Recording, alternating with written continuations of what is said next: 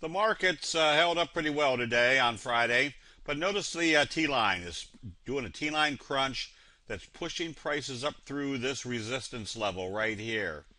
This allows an investor to be prepared for which direction this market's going to go. More than likely, they are going to push it through. Number one, because the T-line is crunching it up, and two, the Nasdaq and S&P are acting fairly well. Over the past few days, the Nasdaq, which has been in a steady uptrend, did a hammer signal, which told us they were bringing it that day back up after profit taking back up through the T-line, then followed by a gap up, bringing you to the top of the trend channel, and they're not backing off from there. Would still consider the uptrend to probably be in progress as long as it stays above the T-line, and it's now probably in the trajectory back into the trend that it was in before.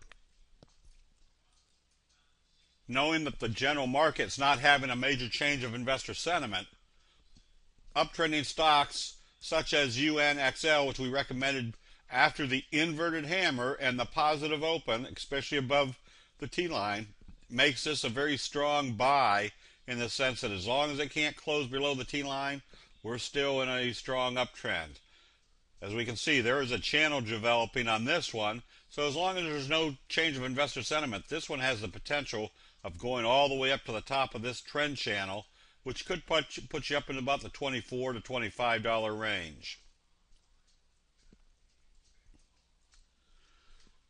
This also gives us the opportunity to take advantage of some of the not high flyers, but stocks that are coming into vogue because of their technology. DDD, for example, is now able to reprint three-dimensional objects, and which is a tremendous new innovation for reproducing parts of machinery or even reproducing machines.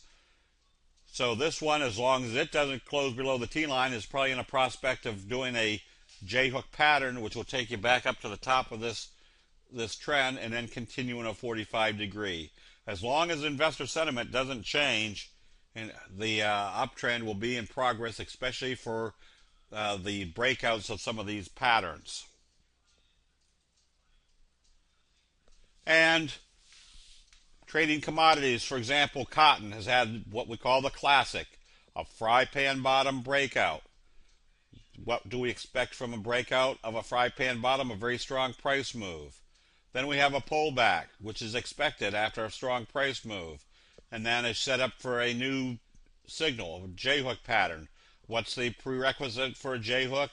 A very strong price move. So this is the classic, coming out of a fry pan bottom, strong price move, pullback, now another trend to the upside. Being able to analyze what's going on in investor sentiment time after time and seeing it very clearly on a candlestick chart allows an investor to have an advantage of having their funds in at the right place at the right time. That'll be it. We'll see you in the chat rooms.